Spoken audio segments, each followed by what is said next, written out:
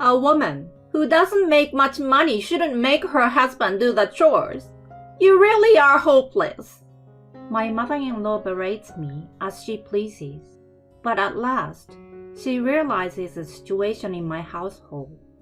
Wait, are you by any chance paying the mortgage for this house? How much are you making? My name is Dawn. I'm a 35-year-old project manager. I've been married to Jonathan for 3 years now. We occasionally argued and went through ups and downs, but now we are leading a relatively smooth marriage. I suppose we would continue this way, working hard on our careers and staying together for the rest of our lives. But there is one obstacle that greatly shakes my feelings. My mother-in-law. I've disliked Kim from the moment I met her. It's because she has been bullying me from the start. So, you're Jonathan's fiancé, huh? I will toughen you up, so brace yourself. She grinned with an audacious smile.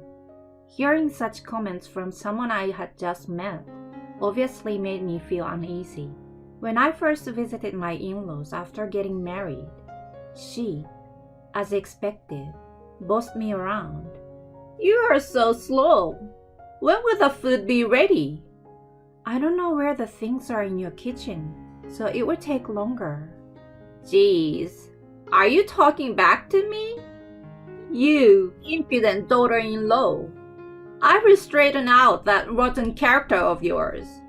Now get to work. She's been incessantly bullying me in this manner. I stopped wanting to visit my in-laws long ago, but Jonathan insists that I at least attend family gatherings. I reluctantly join them, but I'm always made to help with the preparations. During those times, she never failed to belittle me. You really are useless. Nothing will ever get done. You have no merits at all. Why did Jonathan fall for someone like you? I don't mind if you guys end up divorced anytime. During such moments, when we are alone, she relentlessly pains me. I'm normally mentally exhausted at the preparation stage. Then, during the banquet, I have to serve drinks to relatives, clear dishes, and refill drinks. There's no time for me to take a breath. This is why I genuinely detest family gatherings. Moreover, Jonathan never pays attention and checks on me. He enjoys eating and drinking as he pleases, and often ends up falling asleep, so he doesn't even notice what I'm enduring. The last time we were at the gathering, I was treated so badly that I vented to him after we got home. I can't take it anymore. I will never go to your family gatherings. He looked stern and got angry. What are you saying? You're my wife. Attending these things is your obligation, you know. Are you serious? If you're really like that, divorce may be the only option. What? Divorce? Don't you dare mention it so lightly. Of course I don't. You have no clue how much I'm suffering from your mother's bullying. You never pay any attention. I do know what goes on. Look who's talking. If so, you must have seen her picking on me. You don't pay attention to your surroundings. Instead, you just focus on food and then sleep. He fell silent, as if I had struck a chord. We often clash over family matters like this. After that, he finally gave in and never asked me to join the gatherings anymore. I've been able to avoid seeing Kim since the beginning of the year, which has brought me immense relief. However, it was just the calm before the storm. Not having to go to my in-laws' house anymore made me feel so much lighter, and I was able to focus on my work even more than before. I started working more overtime without any worries, and my performance improved steadily. As a result, I received a promotion. I also took on a side job during my free time, and increased my income to a level I never imagined. It made me feel emotionally at ease. With substantial savings, I felt capable of handling any potential troubles, and above all, I could finally start working toward my dream of owning a home. Then, amidst all this, I received a call from a property agent. I had been visiting them and discussing various options for a while, so they informed me about new properties whenever they became available. The one recommended turned out to be excellent. It almost perfectly matched the criteria I had in mind, and the location was ideal. I thought I might as well purchase a ready-made house without needing to involve a construction company. After discussing it with Jonathan, we made the decision to put our offer. Soon after, we moved into our new home. The rooms were spacious, and since it was brand new, everything was pristine. Both the exterior and interior were stylish, and just looking at it filled me with excitement. When I started unpacking, I realized that the furniture and appliances went exactly as I had imagined, confirming that my choice was spot on.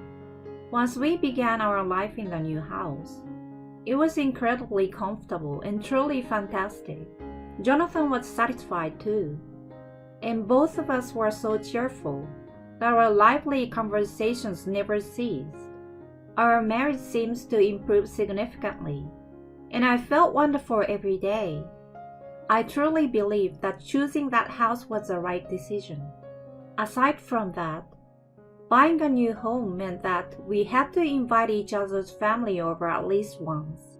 While Jonathan and I were finally building a good relationship, I couldn't refuse Kim's visit, so my parents-in-law came over promptly.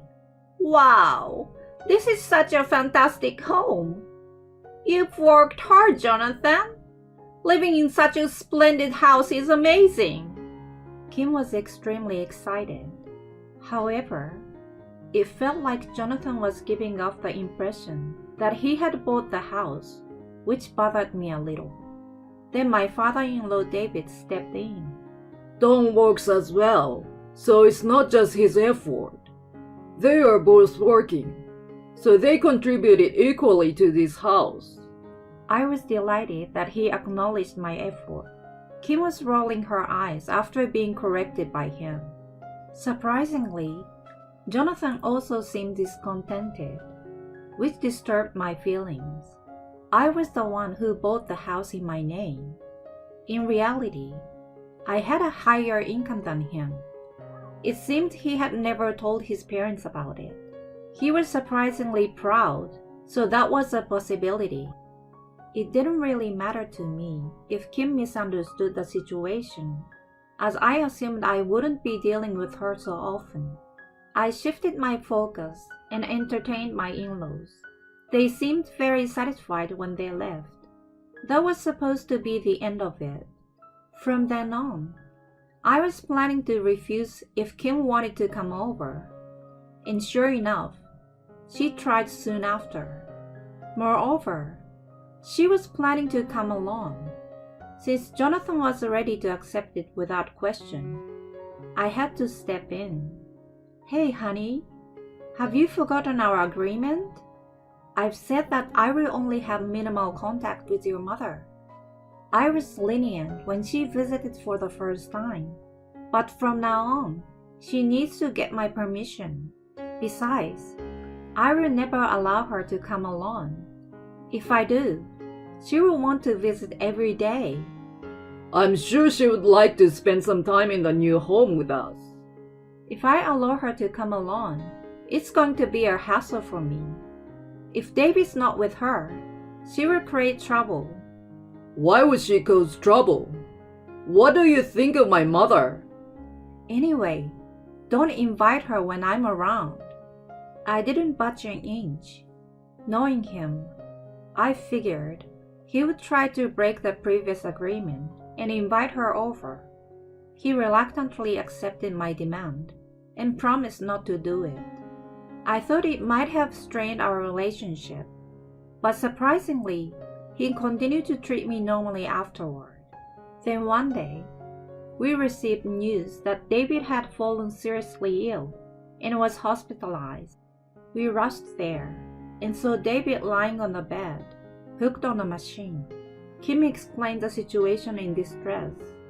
He suddenly collapsed at home.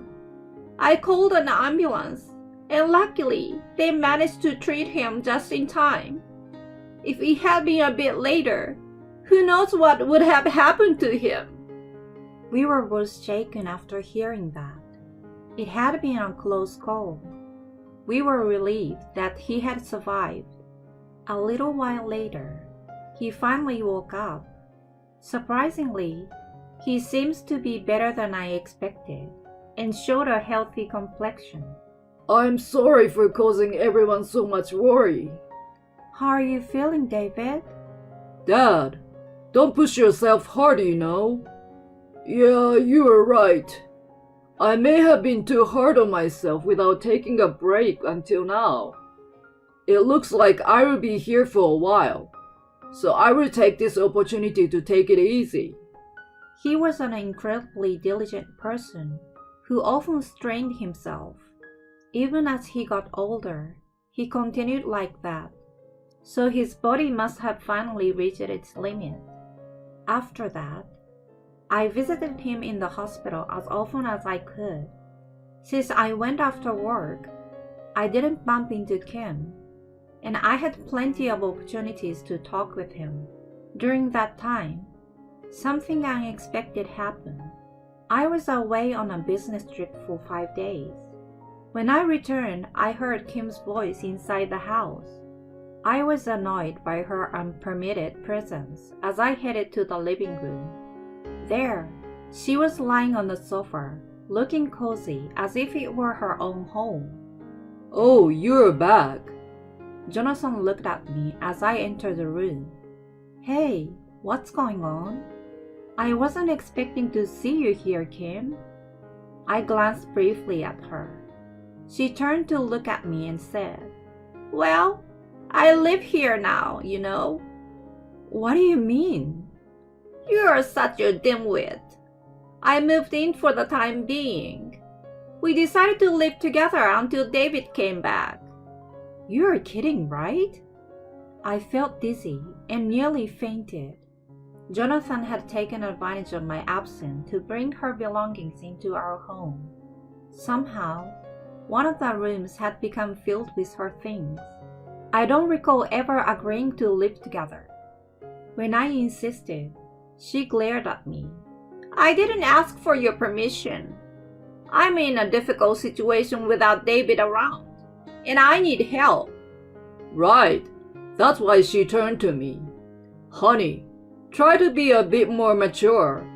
It's not about agreeing or disagreeing. We're a family, and we should support each other. He nodded in self-satisfaction after making those seemingly reasonable comments. Kim proudly exclaimed, That's my son. Then, if I want to invite my parents to live with us, that should be okay, right? What? Well, according to your logic, it should be. If they want to live together and need help as a family, we should support each other, right? So it should be fine, shouldn't it? No, that's not the same. How is it not the same? Don't argue with him, you wicked woman! Kim shouted, coming to his defense as he struggled to find words. I'm living here now, so there's no space for your parents to come. If you understand, start doing the housework. You've been playing around all this time, so you better work diligently from now on. I've been working all this time. It's probably not a significant job anyway. Besides, your business trip seems suspicious. You might have just taken a trip with your lover for all I know. What the heck are you talking about? My. It's suspicious how you're flustering. Jonathan, if she was really having an affair, we should demand alimony and get rid of her. Yeah, agree. Unbelievable. How much more could they belittle me? On top of it all, Jonathan had let her come to our house without asking me and forcibly initiated cohabitation. My distrust toward him intensified rapidly. From then on, Kim gleefully resumed her previous mistreatment toward me. It was emotionally draining and challenging. I was also becoming busier at work, so there was times when I couldn't manage housework even if she scolded me. As a habit from before, I asked Jonathan to take on some tasks. Upon seeing that, Kim's face turned red with anger. What are you trying to do? Making him help with the housework? I can't handle it all by myself. He has helped me before when I was busy. You don't even earn good money, yet you make him do housework. You really are useless, you know. He deserves a better wife than you. She continued to criticize me as she pleased. I couldn't understand why she needed to go to such length. All right then. Should we get a divorce? What? Jonathan panicked at my statement. Hold on, honey. Don't bring it up so casually. This might be a good opportunity, Jonathan. Rather than being with a woman like her, you should find someone better. But Mom, that's not possible. Why not? Well, he hesitated, choosing not to reveal the truth, possibly due to his pride. I felt there was no need to wait for his answer, so I began packing my things. I can't relax here anyway, so I will return to my family for now. Are you serious? No problem, Jonathan. With the intruder gone, we can live carefree now. Mom, be quiet. Jonathan? What about the mortgage payments and stuff? I won't pay them unless you kick her out. If she continues to stay here, I will put the house up for sale. Wait, hold on. That's going to be a problem. Hey, Dawn, what nonsense are you blabbering about? This house belongs to Jonathan, right? While she leaned to peer at his face, she finally seemed to realize the situation. It was because he appeared uncomfortable and turned his face away. Wait, you're the one paying the mortgage by any chance? I nodded in response. How much do you make? Well, I earn around $4,000 net monthly. Including investments and the side job, it's even higher. His take-home salary is roughly around $2,000. Oh my God! You have a much higher income! That's right. She finally learned the truth and was devastated. Dawn, I was wrong. I apologize, so please reconsider. You say that now, but my decision is final. I don't want to stay with Jonathan and you any longer. Divorce is definite. Oh God, honey! Dawn! They tried to stop me, but I left the house without paying them any mind. Afterward, I demanded a divorce through a lawyer. Jonathan resisted it until the end, but when I mentioned going to court, he quickly relented. He seems to be quite frightened of the idea of a trial. Since the house was in my name, I asked them to leave. I explained the situation to David and apologized for the divorce. He, in turn, apologized for the trouble his son and wife had caused, calling them foolish. He also decided to divorce Kim. He had grown tired of her unruly behavior and wanted nothing more to do with her. My ousted ex-mother-in-law ended up moving in with Jonathan, becoming a sort of parasite. However, without an affluent lifestyle they were used to, they became frustrated and started quarreling daily. On the other hand, I invited my parents to live with me in the house. They seem very comfortable in our new home, and I find it easier to focus on my work now. I'm leading a fulfilling life at last. I'm putting romance and marriage aside, and will focus on living a harmonious life while dedicating myself to my job.